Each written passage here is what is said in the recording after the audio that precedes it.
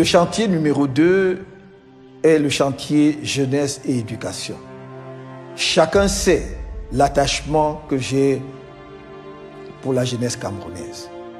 Non seulement parce que, comme tout le monde s'accorde à le dire, c'est le Cameroun de demain, mais parce que c'est déjà le Cameroun d'aujourd'hui. C'est sur cette jeunesse que je compte m'appuyer pour amener la révolution de modernisation que j'entends introduire dans notre pays. La révolution de la renaissance nationale, en donnant sa chance à la jeunesse camerounaise de pouvoir faire éclore son talent. À cet égard, je voudrais mettre un accent particulier sur la réforme de l'éducation. Cette réforme reposera sur 3 pieds.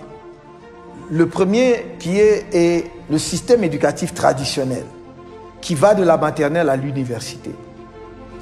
Le système actuel a été mis en place dans les années 1960 pour répondre à un besoin évident de camerounisation des cadres, aussi bien dans l'administration que dans le secteur privé. Je suis moi-même produit de ce système. Mais il a donné tout ce qu'il avait à donner.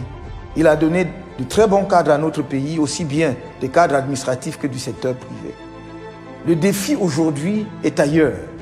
C'est davantage d'avoir de bons administrateurs, il en faut, que d'avoir de bons ingénieurs, de bons spécialistes, de bons technologues, des gens qui sont à la pointe de l'innovation pour créer la richesse par l'intelligence afin de pouvoir affronter avantageusement la compétition mondiale.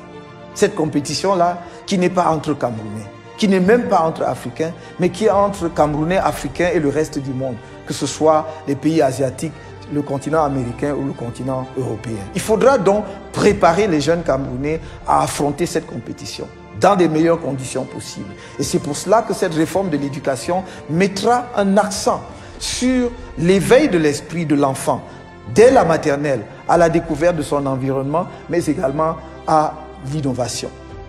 On mettra l'accent sur les matières scientifiques dès l'école primaire, en enseignant avec des méthodologies bien adaptées, très simplement des matières comme les mathématiques et d'autres matières techniques aux enfants.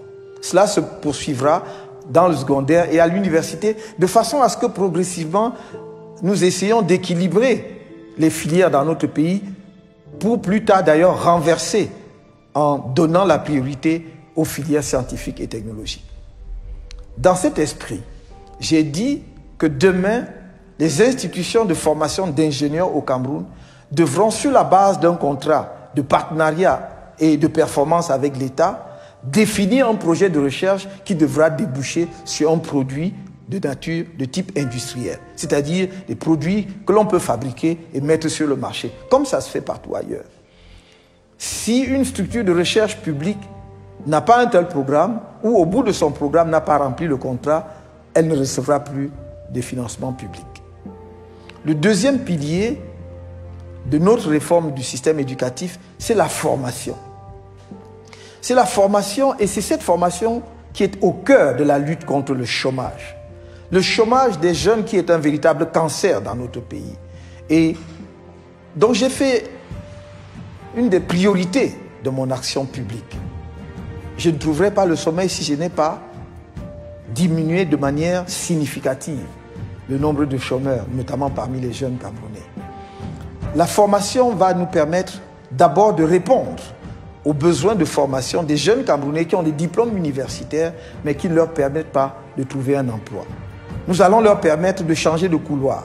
Ils vont partir en quelque sorte du mauvais couloir où ils ont obtenu des diplômes qui ne débouchent pas sur un emploi, vers un couloir où ils vont de manière certaine trouver un emploi.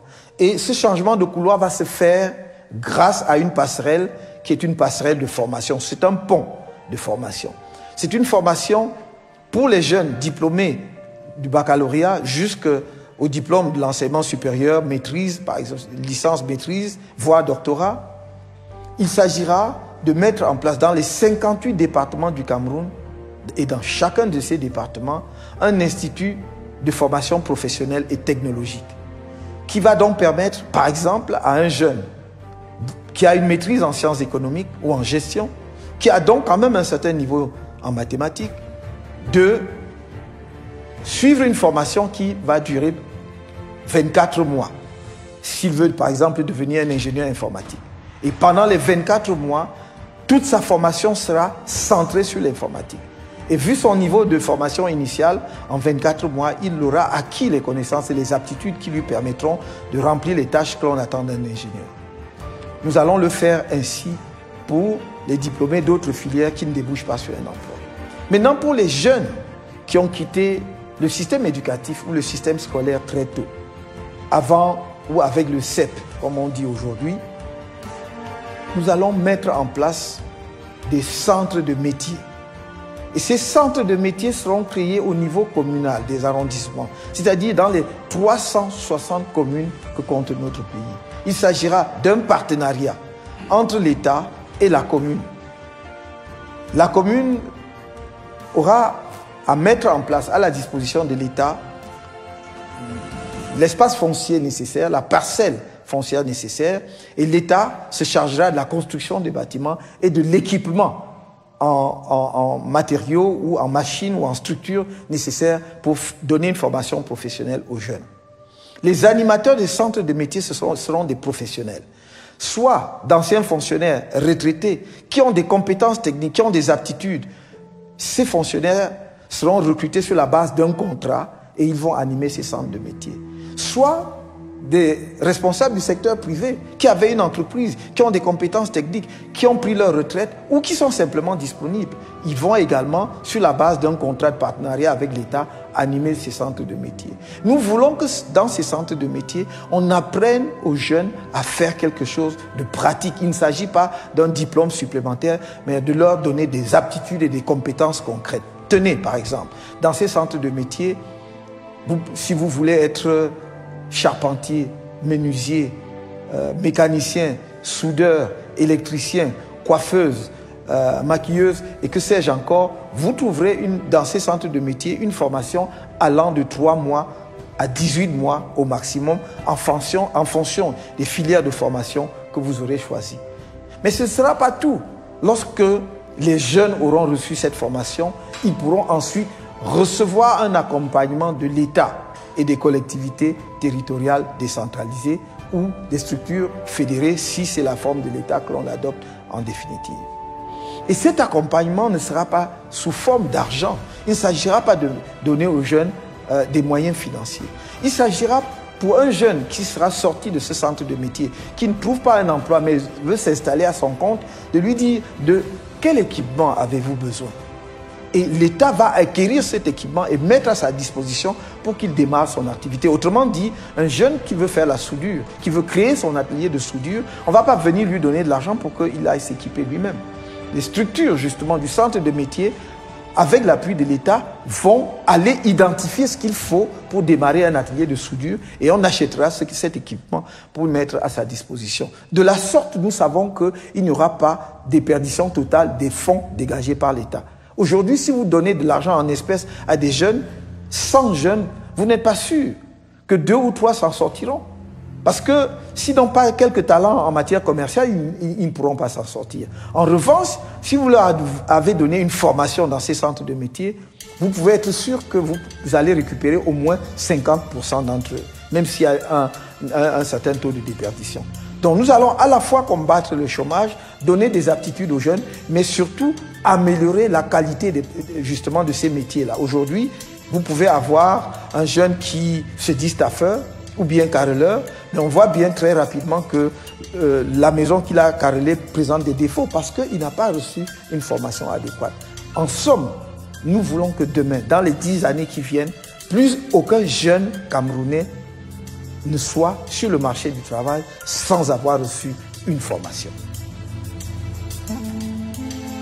Le troisième pilier de ce chantier jeunes et éducation, c'est la réforme qui aura à cœur de développer la recherche et l'innovation au Cameroun. Et nous n'allons pas tout faire, ça n'est pas possible, parce que nous n'aurons ni les moyens nécessaires sur le plan financier, ni les ressources humaines suffisantes pour tout faire.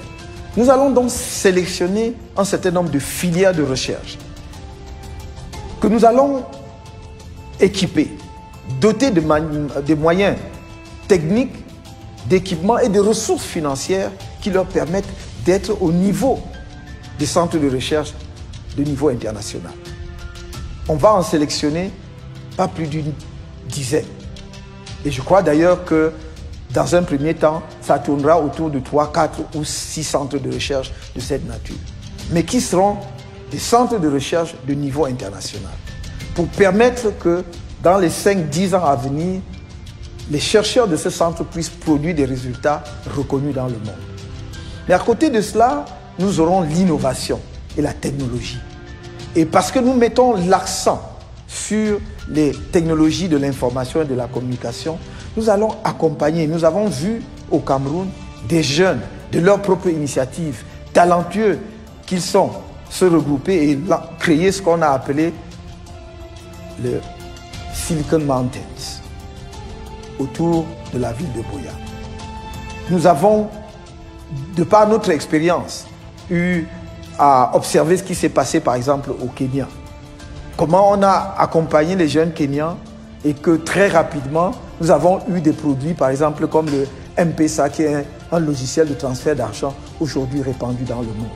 C'est simplement parce qu'on a créé un écosystème qui était favorable à l'éclosion du talent de ces jeunes. Et nous allons mettre cela en place au Cameroun. Non seulement en dotant par exemple le Silicon Mountains de toutes les structures et infrastructures nécessaires, mais en dupliquant cela dans d'autres régions du pays. Il y aura des Silicon Hills ou des Silicon Valley et autre chose. Il s'agit dans chacun de ces centres ou dans chacune de ces structures d'incubation des talents en matière de technologie et d'innovation, de créer quoi? De mettre à la disposition des jeunes des structures en termes de bâtiments, où ils n'auront pas à payer de loyer, à payer l'eau et l'électricité, d'équiper ces structures en ordinateurs puissants et avec des possibilités de connexion illimitées tout le temps.